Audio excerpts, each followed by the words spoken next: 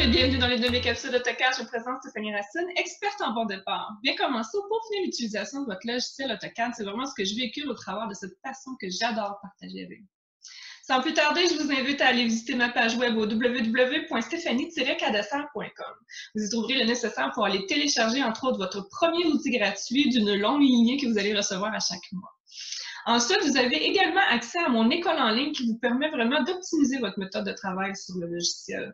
Donc, le rendre plus efficace et plus rapide également. Donc, le bonheur de pouvoir en faire plus en moins de temps.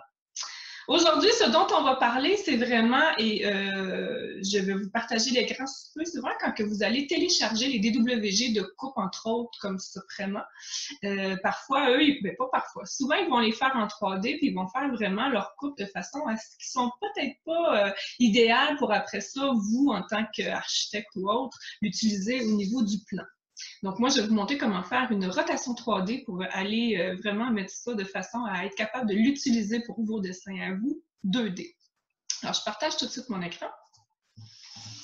Donc, ça, c'est ce que vous recevez de la part de Suprema quand vous allez télécharger un DWG particulier. Donc, eux, ils vont le faire en 3D, puis ils vont faire une présentation qui se trouve à être verticale et non pas à plat. Donc, je vous montre tout de suite le modèle. Donc, ici, si je viens faire top, vous n'aurez pas la visibilité en plan 2D. Si je fais undo là-dessus, comme vous pouvez voir, on l'a comme de face, donc il est à la verticale. Comment le rendre à l'horizontale? C'est vraiment simple. Vous faites 3D rotate et vous voyez, il vous l'offre tout de suite.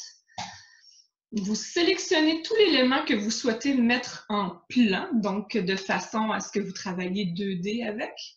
Enter. Là, vous allez voir, il va vous offrir plusieurs options de rotation.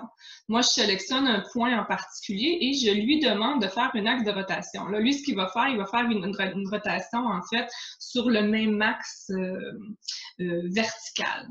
Nous, ce qu'on veut, c'est le rendre horizontal. Donc, il faut lui offrir un axe qui va lui permettre de tourner de façon à le rendre horizontal. Donc, sélectionnez celui qui est le plus adéquat. Dans cette situation-ci, c'est le vert. Et à partir de là, tout ce que ça va à faire, c'est de mettre l'angle actuel vers l'angle que vous désirez. Et voilà, c'est fait. Ensuite, il ne vous reste qu'à utiliser le top pour avoir la vue en plan.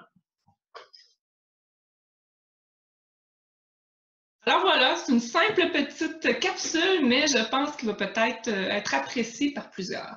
Alors, on se dit à une prochaine capsule.